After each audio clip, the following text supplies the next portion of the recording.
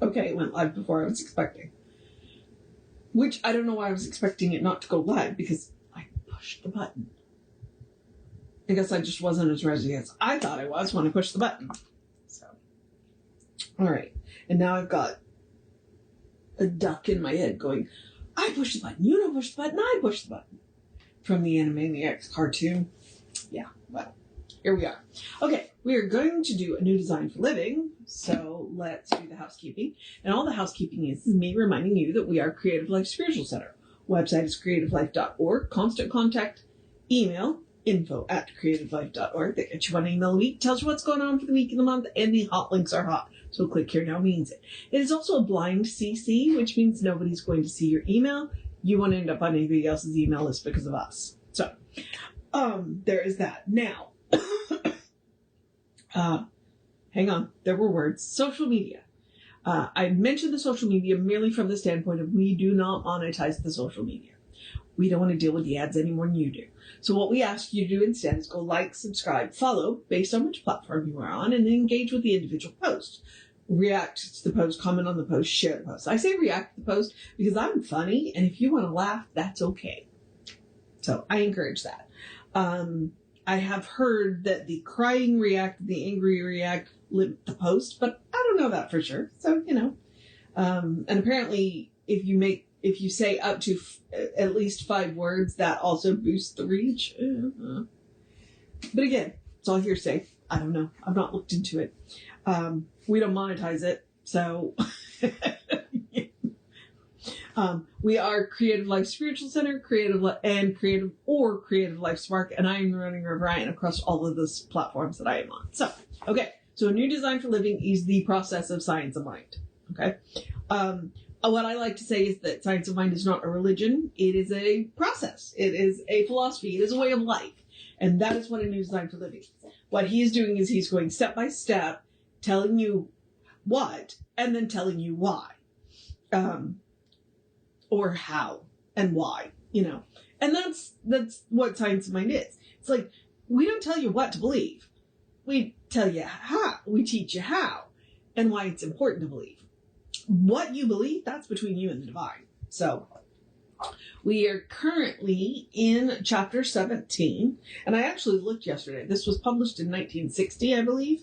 So it literally is one of the last books that he worked on.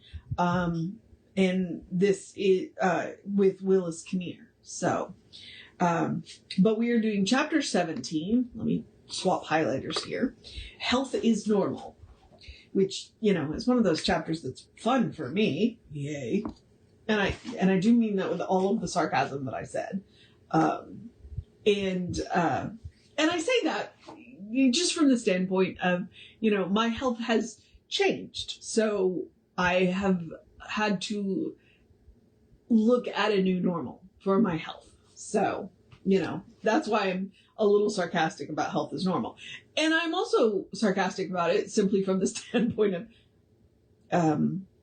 normal's just a setting on the washing machine. There is no normal. Everybody's health is individual to them. So don't let anybody shame you for what your health is. All right. So today, the topic of our article is the source of health. The foundation for any idea that health is a normal state for the body, this is a fact, or else the body would never make any attempt to cure itself, rests in the concept that we are living in a perfect universe, regardless of any appearances to the contrary. And I want to remind you, when he uses the word perfect, perfect means whole. It does not mean flawless. Okay? Logic and reason, as well as revelation and inspiration, lead us to believe that God is still in the heaven and all will be right with us if we came into harmony with spiritual reality. And that's kind of important there, to come into harmony with spiritual reality. This is the teaching of all the great and wise. It is the conclusion and the teaching of those upon whom the hope of the world makes its greatest claim. And we would be wise to follow the pattern of their thought, whether we fully understand it or not. The reality of ourselves is one with God, and anything and everything that appears to be attached to this reality contradicts the divine nature. Oh no, that contradicts the divine nature. Hang on, let me just try that sentence again. Whether we fully understand it or not, the reality of ourselves is one with God. And anything and everything that appears to be attached to this reality that contradicts the divine nature, even though we must admit that it is an experience, cannot be the final truth of our being. Okay? And I think that's important. Cannot be the final truth of our being. It is an experience that we are having. It is a truth with a lowercase t, but it is not the truth with the uppercase t.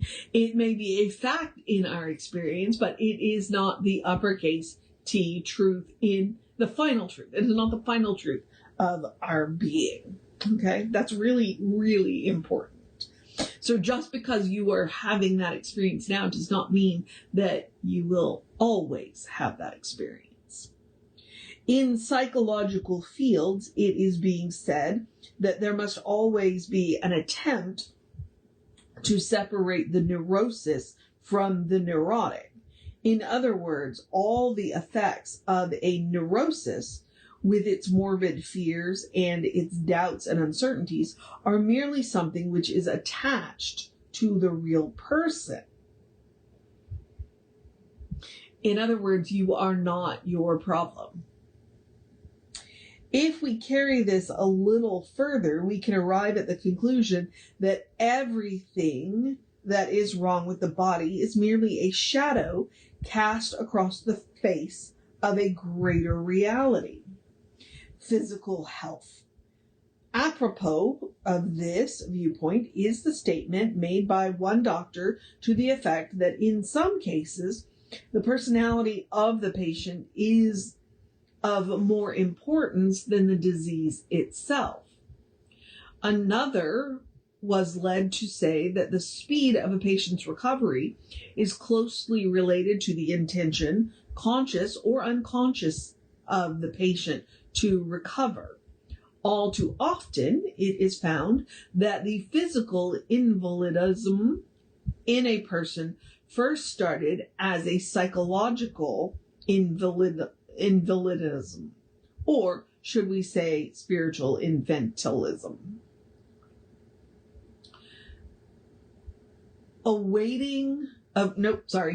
Availing oneself of medical knowledge and wisdom, or the use of creative thought in the form of prayer for the attainment of health, are but different approaches to the same goal, health, which must exist as a spiritual reality.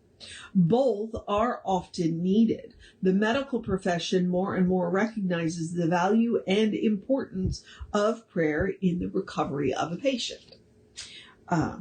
The next article is called Food for Thought. And that is very true. There is a whole lot of research that is being done on the value of prayer. And the interesting thing is the person being prayed for doesn't necessarily need to know that they're being prayed for it to help. But it does definitely seem, especially in my experience, that people who are being prayed for, who know they are being prayed for, seem to benefit. And so it's one of those things that it can't hurt to try it. So why not, right? It is one of those things. While I do the things, I try and eat decent. I try and eat well. I try and exercise. Yeah, I shouldn't say try. I do eat well. I do exercise. I do rest my body. Maybe not as much as I should, but we're not shitting on ourselves. I do use the supplements and the prescriptions that support my body. And I pray. And I treat. And I ask people to treat for me. I'm probably in that time where I'm going to need to make a decision about my knee, whether I want to go do the shot again. So, because I've noticed in the last couple of weeks, it's been very unhappy with me. So it's like, okay, maybe it's time to go re-up that hyaluronic acid shot. Okay. Because it did help. And so that is what I am treating about. It's like, okay, do I do this? Do I pursue something else? I don't know. But I do know something that does know, and I'm going to go there. So, all right. So the source of health. And I like that he said to separate the neuroses from the neurotic. You are not whatever problem you are having. You are not the problem.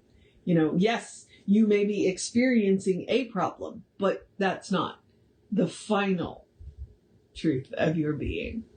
And it behooves us to remember that. It behooves us to remember that. Even on a bad day, I can remember that I am not the body that I wear. And that whatever is going on with the body that I wear, in the end, it's going to be okay. So, all right, beloveds.